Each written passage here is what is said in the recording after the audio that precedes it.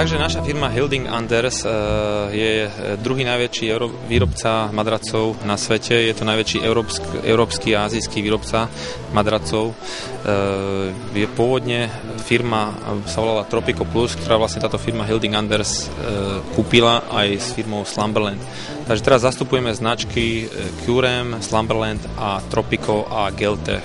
Geltech je nová značka, ktorá v sebe obsahuje prvky gelových vložiek, ktoré majú termoregulačné vlastnosti a kompresúrne vlastnosti. Firma Hilding Anders sa zaoberá teda výrobou madracov od tých najjednoduchších cez strednú až po tú najluxusnejšiu triedu.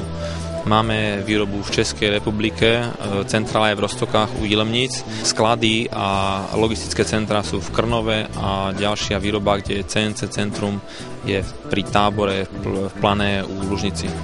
Produkty sú, hovorím, od tých najjednoduchších, sú to madrace na nejaké občasné spanie do nejakých hosťovských izieb až cez strednú triedu, teda na každodenné spanie z materiálov od tých najjednoduchších, čo sú polyuretanové peny, studené peny a cez tie kvalitnejšie teda až po termoregulačné peny, vyskoelastické peny a gelové madrace.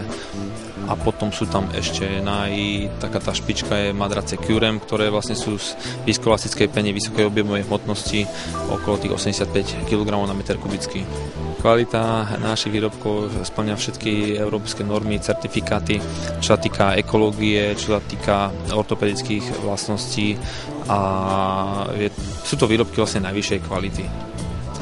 My ponúkame vlastne záručný servis, pozáručný servis, naši predajcovia sú teda zaviazaní tým, že zákazníkovi toto všetko zabezpečujú kvázi aj dopravu, prípadne tam, kde nemáme, v miestach, kde nemáme naše zastúpenia a nejakú predajňu, tak vieme to dopraviť priamo k zákazníkovi.